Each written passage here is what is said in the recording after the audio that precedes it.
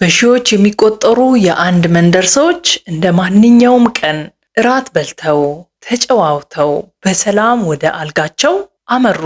ሕፃናቱም በእናቶቻቸው እቅፍ ውስጥ ተኙ። ነገር ግን በዚያች ምሽት ምንም አይነት የጦርነት ድምፅ ሳይሰማ፣ ምንም አይነት የመሬት መንቀጥቀጥ ሳይኖር በአንድ ሰከንድ ውስጥ መላው የመንደሩ ሰዎች በሰላም እንደተኙ በዛው አሸልበው ቀሩ። አንድም ሰው ከእንቅልፉ ሳይነቃ ድንገት እስትንፋሳቸው ቆመ። በማግስቱ ጠዋት ወደ መንደሩ የገባው ሰው ያየው ነገር ለአእምሮ የሚከብድ ነበር። ሰዎቹ በአልጋቸው ተኝተው ተገኝተዋል። ነገር ግን በአካላቸው ላይ ምንም አይነት ቁስለት፣ የደም መፍሰስ ወይም የበሽታ ምልክት አልነበረም። የዓለም ምርጥ የሕክምና ተመራማሪዎች፣ የወረርሽኝ አጥኚዎችና ሳይንቲስቶች ወደ ስፍራው ሲደርሱ ሙሉ በሙሉ ግራ ተጋቡ።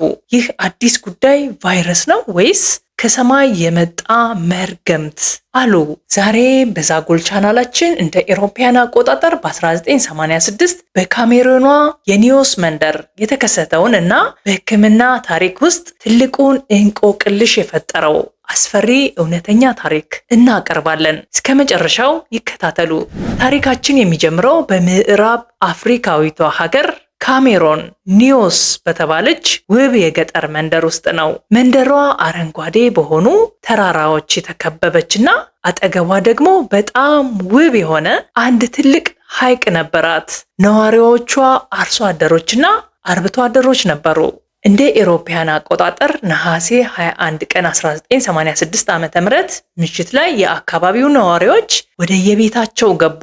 ከምሽቱ 3 ሰዓት አካባቢ ከሐይቁ አካባቢ አንድ እንግዳ የሆነ የፍንዳታ ድምፅ ተሰማ።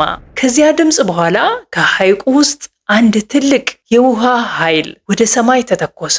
ቀጥሎም ከሐይቁ በጣም ከባድ ቀዝቃዛና ጥቅጥቅ ያለ ጉም ወደ መንደሩ መትነን ጀመረ።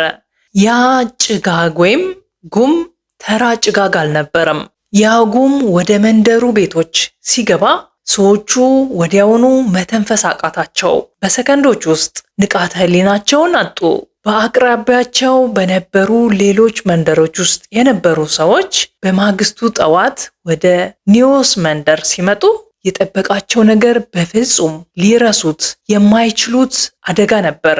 ይህ ዜና በዓለም ሲሰማ የአሜሪካ፣ የፈረንሳይና የብሪታንያ የሕክምና ቡድኖች በፍጥነት ካሜሩን ገቡ። መጀመሪያ ላይ ያሰቡት ይህ የአንትራክስ ወይም የሌላ አደገኛ ባዮሎጂካዊ መርዝ ጥቃት ሊሆን ይችላል ብለው ነበር። ምክንያቱም በአንድ ምሽት 1746 ሰዎችን መግደል የሚችል ወረርሽኝ በዓለም ታሪክ ታይቶ አይታወቅም። ዶክተሮቹ አስክሬኖቹን መመርመር ጀመሩ። የሚገርመው ነገር የሞቱት ሰዎች ሳምባ ውስጥ ምንም አይነት ባክቴሪያ ወይም ቫይረስ አልተገኘም። ነገር ግን በአካላቸው ላይ አንድ እንግዳ ነገር አስተዋሉ። በሕይወት የተረፉት ጥቂት ሰዎች ቆዳ ላይ ልክ በቃጠሎ የሚመጣ አይነት ትልልቅ ውሃ የቋጠሩ ቁስሎች ወይንም ብሊስተርስ ታየባቸው። ይህ ለምን ሆነ? ሳይንቲስቶች ሙሉ በሙሉ ግራ ገባቸው። ሰዎቹ የሞቱት በመርዝ ነው ከተባለ ለምን ቆዳቸው ላይ የቃጠሎ ምልክት ይታያል? ወይስ መንደሩ ላይ የኬሚካል ርጭት ተካሂዷል? ጥያቄ ፈጠረባቸው። የምርመራው ሂደት ለአካባቢው ዶክተሮች ትልቅ የእንቆቅልሽ ማዕበል ሆነ። ከቀናት ከፍተኛ ምርምር በኋላ ሳይንቲስቶቹ ገዳዩን ቫይረስ ሳይሆን ገዳዩን ሐይቅ አገኙት። አዎ፣ የኒዮስ ሐይቅ ተራ ሐይቅ አልነበረም።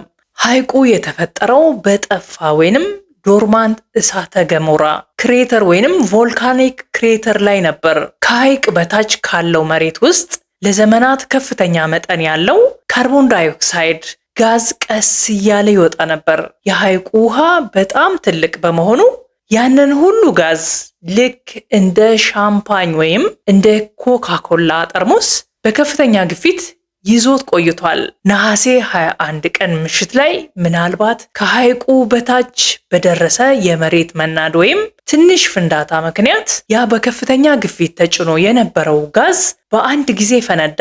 ከ1 ቢሊዮን ኪዩቢክ ሜትር በላይ የሚሆን ንጹህ የካርቦን ዳይኦክሳይድ ጋዝ ወደ አየር ወጣ። ይህ ጋዝ ከአየር ከበድ ስለሚል በመሬት ላይ እየተንከባለለ ወደ ኒዮስ መንደር ደረሰ። በ15 ማይል ራዲየስ ውስጥ ያለውን ንጹህ አየር ወይንም ኦክሲጅን በሙሉ አጠፋው፣ አባረረው። ሰዎቹ የሞቱት በበሽታ አልነበረም። ሰዎቹ የሞቱት በሰከንዶች ውስጥ ኦክሲጅን በማጣት ወይም በመታፈን አስፋክሴሽን ነበር። በቆዳቸው ላይ ይታይ የነበረው የቃጠሎ ምልክት ደግሞ በከፍተኛ የካርቦን ዳይኦክሳይድ ክምችት ምክንያት የተፈጠረ የኬሚካል ቃጠሎ እንጂ እሳት አልነበረም። ይህ ክስተት በሕክምናና በጂኦሎጂ ሳይንስ ታሪክ ውስጥ ሊሚኒክ ኢራፕሽን ወይንም የሐይቅ ፍንዳታ በመባል ተመዝግቧል። በዓለማችን ላይ እንዲህ አይነት ባህሪ ያላቸው 3 ሐይቆች ብቻ ናቸው ያሉት። 2ቱ ካሜሮን ውስጥ ሲሆኑ 3ኛው ግን ኮንጎ ውስጥ የሚገኘው ታላቁ የኬቩ ወይንም ሌክ ኬቩ ሐይቅ ነው። ይህ አደጋ ድጋሜ እንዳይከሰት ሳይንቲስቶች ዛሬ በኒዮስ ሐይቅ ውስጥ ትልቅ ቱቦዎችን ቀብረዋል። እነዚህ ቱቦዎች ከሐይቁ በታች የሚከማቸውን ጋዝ ቀስ እያለ ወደ አየር እንዲተነፍስ ያደርጉታል። ዛሬ መንደሯ በከፊል ሰው ቢኖርባትም ያቺ ምሽት ግን አሁንም ድረስ የአፍሪካ ታላቋ የሕክምናና የተፈጥሮ እንቆቅልሽ ሆና ትታወሳለች።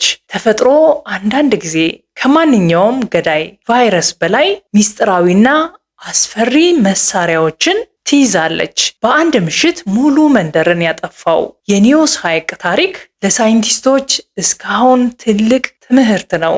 የዛጎል ቤተሰቦች ስለዚሁ በአንድ ምሽት ስለጠፋው መንደርና ስለ አስፈሪው የሐይቅ ፍንዳታ ታሪክ ቀደም ብላችሁ ሰምታችሁ ታውቃላችሁ? አስተያየታችሁን በኮሜንት መስጫው ላይ አጋሩኝ። ቪዲዮውን ከወደዳችሁት ላይክ ማድረጋችሁን አትርሱ። እንደዚህ ያሉ አስገራሚ የሕክምና ታሪክ ሚስጥሮችን ለማግኘት ቻናሉን ሰብስክራይብ በማድረግ የደወል ምልክቱን ይጫኑ። በሚቀጥለው ቪዲዮ በሌላ አስደናቂ ሚስጥር እስክንገናኝ ቸር ሰንብቱ።